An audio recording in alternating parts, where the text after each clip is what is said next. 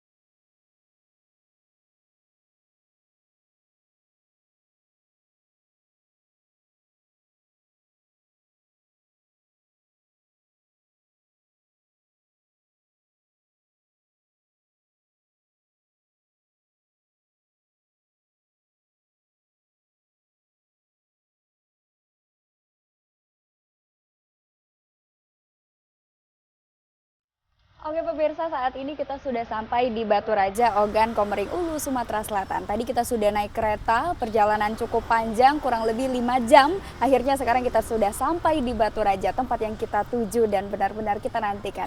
Dan kita akan mengetahui seperti apa indahnya pesona dari Batu Raja, Ogan Komering Ulu, Sumatera Selatan kali ini. Dan tempat-tempat mana saja yang akan kita eksplor dan akan kita bagikan untuk pemirsa semuanya hari ini. Untuk itu tetaplah bersama kami di dalam negeri Indonesia.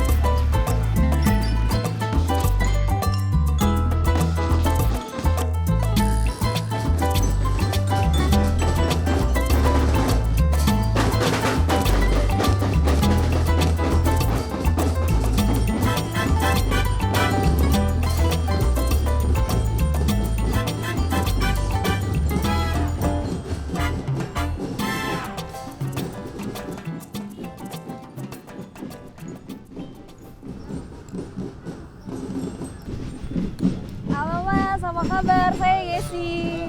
Sama siapa? Dengan Albaid. Oh, saya panggilnya Mas Bait aja ya. Boleh. Oke. Gimana? Mas Bait, ini saya baru sampai dari Palembang, kurang lebih perjalanan tadi cukup 4 sampai 5 jam deh. Sekarang udah sampai di Batu Raja. Mau tanya Mas, kira-kira objek wisata yang kira-kira asik untuk dikunjungi di mana ya Mas kalau di sini? Ini banyak Mbak, objek wisata nih. Di sini yang dekat tuh di Lesung Bintang. Iya, bisa lihat pemandangan Batu Raja dari puncak Bukit Pelawi namanya. Oh. Iya, ada juga Rantau Pumpai. Rantau Pumpai kayak tempat main outbound gitu, sama juga bumi perkemahan di sana. Ah.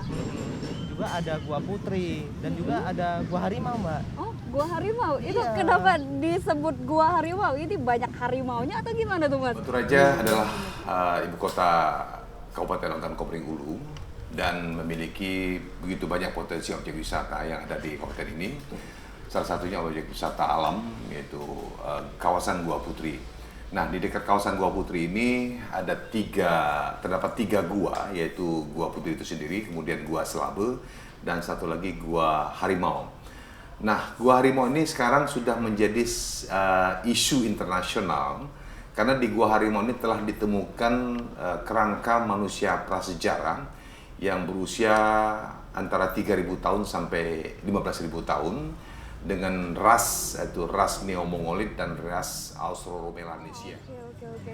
Kalau ke sana naik apa nih Mas? Enaknya ya Mas ya? Angkutan banyak di sini, Mbak. Oh, banyak ya?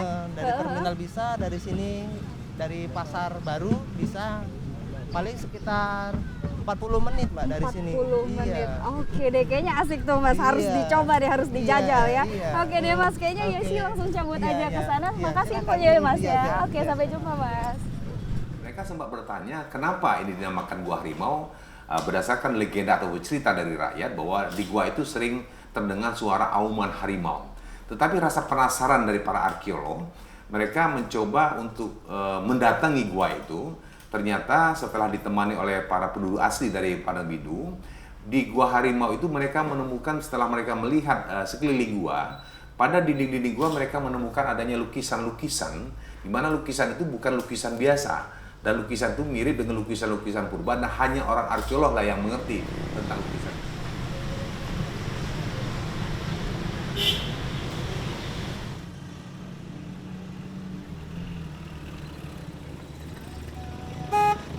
Mana, Ra? Mau ke Gua Harimau ini Bang. Kebetulan saya orang daerah sana mau ikut. Oh ya, boleh nebeng nih? Bisa. Saya naik di mana nih? Depan ya? Oke deh. Bang, geser dulu ya. Oke. Up. Oke, Bang.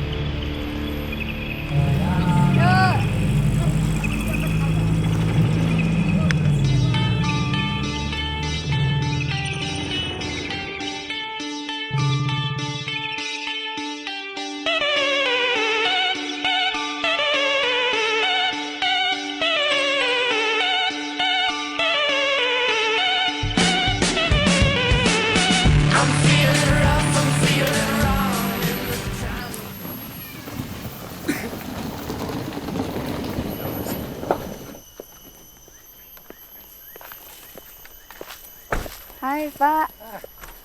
Ya sih, Bapak Gua Harimau jauh nggak Pak dari sini ya? Ya, cukup jauh, sekitar 1,5 kilometer. 1,5 kilometer. Bapak mau ke sana juga nggak nih? Iya, kita mau ke sana. Oh, karena oke. ada penelitian di sana. Oke, boleh bareng nggak Pak? Emang mau ke Kebetulan sana? kita mau ke sana Kita juga. sekarang berada di Gua Oh, Harimau. ya boleh ya Pak ya. Di lingkungan Desa Padang Bindu, ya, Kabupaten Ogan Komering Ulu. Ya, ini sebuah gua yang kita teliti sejak tahun 2009. Ya, ditemukan tahun 2008 atas informasi penduduk setempat. Kemudian kita coba observasi dan ternyata dari penemuan-penemuan di permukaannya memperlihatkan gua ini sangat penting untuk diteliti. Nah, sejak tahun 2009 kita mengekskavasi di sini dan terus berlanjut tiap tahun sampai pada tahun 2014. Nah, apa yang kita temukan selama ini merupakan sebuah loncatan besar di dunia arkeologi Indonesia. Kenapa? Karena temuan dari gua ini sangat-sangat kaya jika dibandingkan dengan temuan dari gua-gua lain pada umumnya. Ya. Mulai dari permukaan kita sudah menemukan sisa-sisa hunian, ya, berupa pecahan-pecahan tembikar, ada juga fragmen-fragmen tulang hewan dan juga gigi-gigi lepas manusia. Paling tidak ada 3 temuan besar di gua ini. Ya, yang pertama penemuan leluhur bangsa Indonesia yang sudah masuk ke wilayah ini dan menghuni gua ini sejak sekitar 3.500 tahun yang lalu. Dan sejak itu mereka terus menghuni wilayah dan gua ini berkembang sampai kurang lebih 1.500-an tahun yang lalu. Nah, apa yang menarik dari hunian penutur Austronesia, di sini kita menemukan banyak sekali kubur. Ya, kubur-kubur penghuni gua ini, ya. Ada kubur primer, kubur sekunder, maupun kubur kolektif, ya, dan dari berbagai umur. Nah, penelitian terhadap kubur ini akan sangat menarik untuk mengetahui demografinya, gaya hidupnya, kesehatannya, dan lain sebagainya itu. Yang kedua adalah penemuan lukisan gua. Ya, ini juga temuan spektakuler karena sejauh ini belum ditemukan di Sumatera. Itu sebabnya selama ini para arkeolog memandang budaya lukisan gua itu tidak mencapai Sumatera. Tetapi dengan penemuan lukisan gua di Gua Harimau ini membuktikan bahwa budaya lukisan gua itu ternyata menyebar secara merata di wilayah kepulauan kita. Penemuan penting ketiga adalah sisa hunian di lapisan bawah, ya, yang berumur ya mulai dari 5.000 tahun yang lalu sampai ke periode yang jauh lebih tua. Dan sampai saat ini kita sudah mendapatkan periode hunian antara 5.000 sampai 14.000 tahun yang lalu. Artinya apa? Bahwa gua ini sudah dihuni sebelum akhir zaman es, ya. Artinya sebelum adanya perubahan iklim besar, iklim global gitu. Dan kita masih harus meneliti sampai ke lapisan yang lebih dalam untuk mendapatkan kronologi yang lengkap. Nah, dengan adanya temuan dari Gua Harimau ini, maka data kekosongan Sumatera tentang hunian manusia sapiens yang tertua akan menjadi terisi.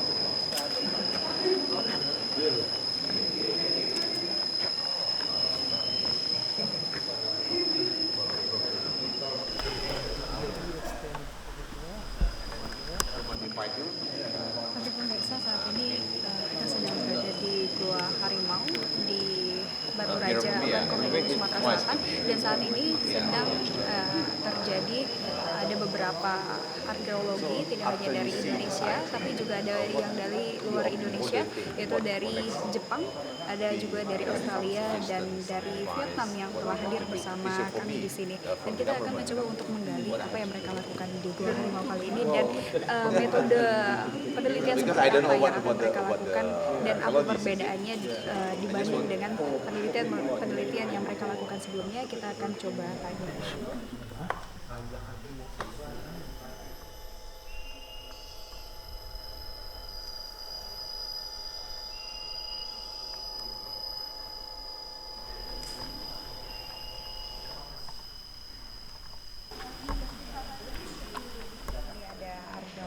Dari Jepang, yaitu Mr. Hiro. Hi. How are you? Thank you. Okay. Is it the first time you come to Indonesia, especially to this place? No, this is third time. Okay. So what's the We collaborate with National Archaeology Center conducted by Professor Truman, and I am as a specialist of skeletal morphology and skeletal anthropology, and I called other expert from Australia who studied paleopathology, and another person from Vietnam who has a specialist to reconstruct the skeleton, and our team will study the skeletal data and to know their prehistoric people lifestyle and health condition, pathological condition, and the origin and the migration. So many informative data we can analyze.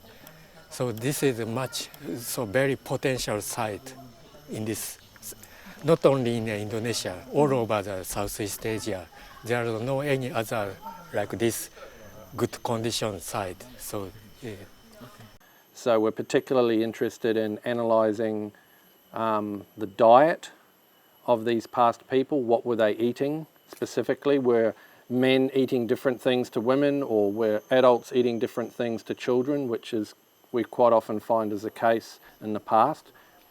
We're very interested in the lifestyles, the everyday life of these people. What were they doing, and what effect their lifestyle and the environment had on their bodies. So, for instance, was their lifestyle stressful? And if it was stressful, was it leaving a signature in the skeleton that we can read and understand? And some signatures might be particular diseases, or maybe these people had high levels of arthritis because they were lifting heavy things, or climbing across rugged landscapes a lot. If they have a lot of trauma, maybe the broken bones that have healed, it might give some indication as to their everyday life, whether it was safe to live in this environment or whether this environment was dangerous. Sometimes we can also analyse whether there was conflict in the past by the nature of the trauma. We'll be looking at their oral health, because obviously today oral health is a big issue with a lot of sugars in our diets. Sometimes in the past we can also see people had oral health problems, and it may have been related to the types of foods that they were eating. This is Thai archaeology interesting, very interesting. I very happy because I the first Vietnamese come here to see. In Vietnam, many caves is the same, but no many more skeletons to see. When I come back in Vietnam, I say scholar and colleagues and people in Vietnam come here to see. Very interesting. Harapkan kepada pemerintah daerah, pemerintah provinsi maupun pemerintah pusat, lebih-lebih kepada dunia internasional, marilah kita kembangkan dan bantu kami sebagai desa wisata ini untuk dikembangkan atau dikenalkan di seluruh nasional ataupun di internasional. Marilah kita sama-sama mengembangkan atau juga mengunjungi nilai sejarah selain sebagai desa yang bertaraf wisata.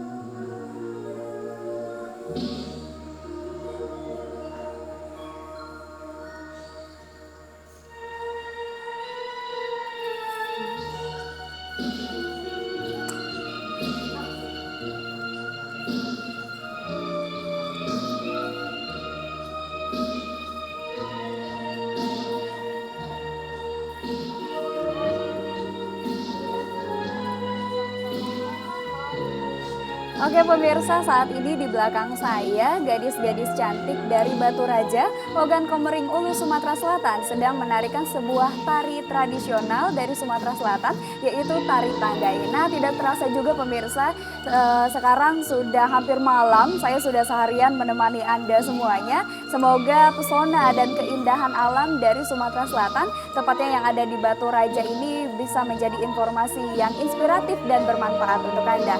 Akhirnya saya Ismiralda pamit undur, sampai jumpa, kenali dan cintai Indonesia.